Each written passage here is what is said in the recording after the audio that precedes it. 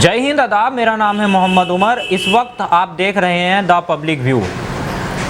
Airport की नीलामी हो रही है, रेलवे स्टेशन भी बिक रहे हैं, बहुत सी चीज़ों का निजीकरण हो रहा है, कंपनियां बिकने की कगार पर आ रही हैं। वो कंपनियां जो सरकारी थीं, पब्लिक की कंपनियां, वो अभी प्राइवेट सेक्टर में जा रही हैं। इस सब के पीछे क्या खेल है और इसमें किसका फ़ायदा होने वाला है? भारत का इसमें नुकसान होगा या फ़ायदा होगा?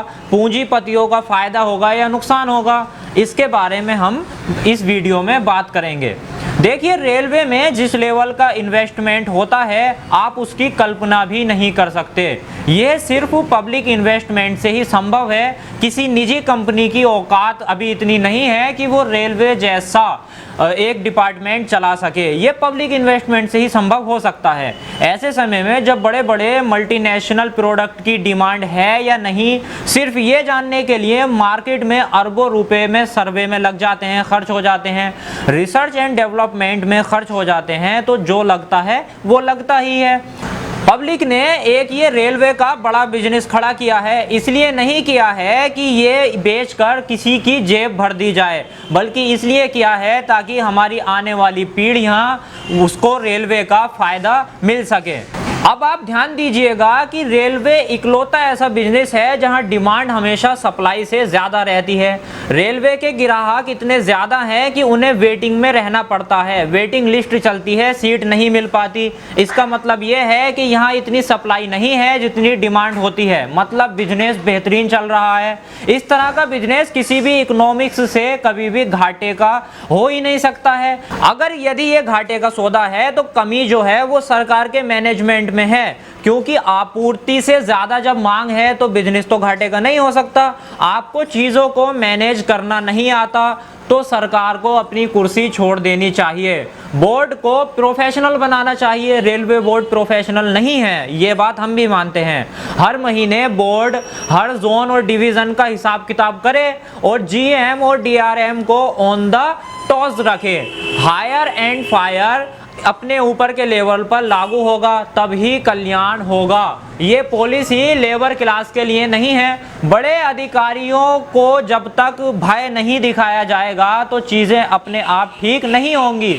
जब बड़े अधिकारियों को अपनी नौकरी जाने का भय होगा तब चीज़ें सही होनी शुरू हो जाएंगी। वो अधिकारी सब कुछ ठीक करके रखेगा, 100% रखेगा। लेबर हो, बाबुओं और इंस्पेक्टरों पर डंडा चलाना सबसे बड़ी शायद एक बेवकूफ़ी है। डिपार्टमेंटल, डिविजनल, जोनल हेड्स के सर पर तलवार लटकाओ। रेलवे क्या सारे पब्लिक सेक्टर सोने का अंडा देंगे? सारे पब्लिक सेक्टर जब तक ये बाबूगिरी चलेगी, जब तक बड़े अधिकारी माल मलाई खाते रहेंगे, तब तक हर डिपार्टमेंट बर्बाद होगा। जब ओएनजीसी में संबित पात्रा को डायरेक्टर बनाओगे तो साफ बोलो ना कि हम उसको बर्बाद करने की सुपारी ले चुके हैं। संबित पात्रा एक राजनीतिक हैं, वो क्यों डायरेक्टर बनेंगे भाई? 100-150 करोड़ में रेलवे स्टेशन बिक रहे हैं। जितना एरिया इनका होता है इतना तो पीआर स्क्वायर फीट सीपीडब्ल्यू के किराए के असेसमेंट से भी कम होगा। बाकी निर्मित इंफ्रास्ट्रक्चर स्टेशन होने के नाते ऑटोमेटिक जो लाखों फुट फॉल्स मिलेंगे उसका दाम कितना मिलना चाहिए? अब आप सोच लीजिए, आपके रेलवे स्टेशनों को सिर्फ 100-150 करोड़ में बेचा जा रहा है। 75, 100, 150, 200 करोड़ में स्टेशन बेचना मतलब पश्मीना शाल को कदरी के रेट में निकालना है। मतलब ये हुआ कि एक ब्रांडेड कपड़े को सड़क पर चिल्लर के भाव बेचना है। इसका मतलब आप ये भी कह सकते हैं कि ब्रांडेड शूज को आप सड़क पर रखकर बेचेंगे। ये कौन सा तरीका है? इस तिमाही में जीडीपी -23% गिरी, ये खबर सबको पता है। ये खबर कितनी भयानक है उससे भी ज्यादा कहीं भयावह आंकड़े तो सरकार आपको बतलाती ही नहीं है। सरकार जितने आंकड़े दिखलाती है उससे ज्यादा कहीं छुपाती है। मोदी जी के सपोर्टर जोर शोर से तिमाही की तबाही को कोविड-19 से बचाव कर रहे हैं, साथ ही अन्य देशों की अर्थव्यवस्था की तुलना करके अपने मन को बहला रहे हैं। खुद अर्थशास्त्री बन रहे हैं, लेकिन आंकड़े सच को छुपा नहीं सकते, इनको घुमाया फिराया नहीं जा सकता। IMF के अनुसार भारत इस समय दुनिया की सबसे तेजी सिकुड़ती हुई अर्थव्यवस्था बन चुकी है, जो कभी दुनिया की सबसे तेजी से उभरती हुई अर्थव्यवस्था थी। हमें टॉप पर रहने की आदत है। पहले हम तेजी से बढ़ रहे थे, अब तेजी से सिकुड़ रहे हैं। जितनी ज़्यादा कोविड की मार भारत को पड़ी है उतनी दुनिया के किसी अन्य देश को नहीं पड़ी।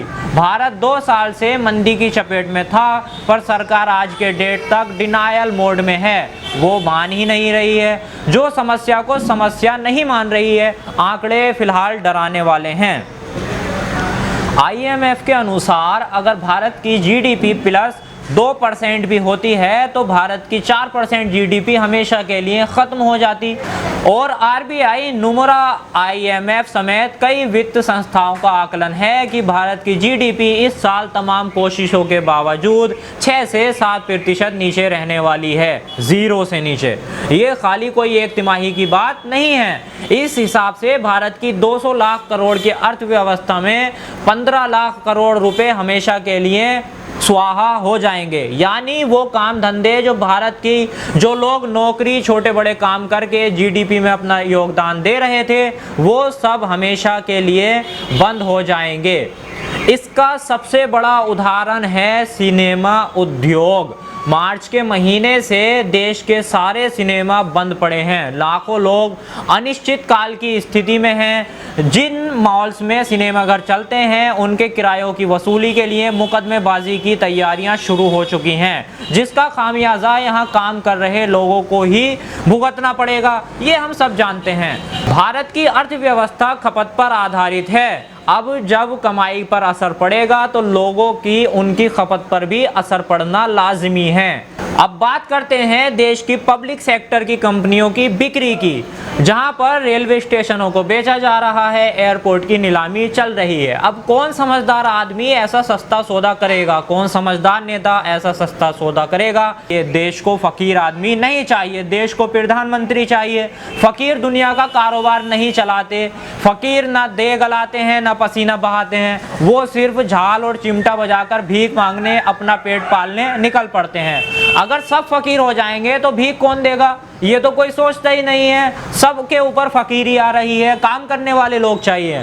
पूरे दिन याद करो जब दरवाजे पर हट्टे कट्टे फकीर नुमा पाखंडी को देखकर आप भीतर से कह देते थे चलो भाई आगे बढ़ो, चलो आगे बढ़ो। ये मुहावरा हमारे नकली और असली में फर्क करने के विवेक से पैदा हुआ था, जो विवेक आजकल गायब होता जा रहा है। देश को किसी फकीर की ज़रूरत नहीं है। देश को मेहनती लोगों की ज़रूरत है, जिन्हें देश को आगे बढ़ाना है, देश को आगे लेकर चलना है। फिलहाल हम दुनिया की सबसे सिकुड़ती हुई अर्थव्यवस्था हैं, लेकिन एक दिन आएगा जब हम दुनिया की सबसे तेज़ी से बढ़ती हुई अर्थव्यवस्था बनेंगे, फिर से अपनी मेहनत से और अपने कामों से।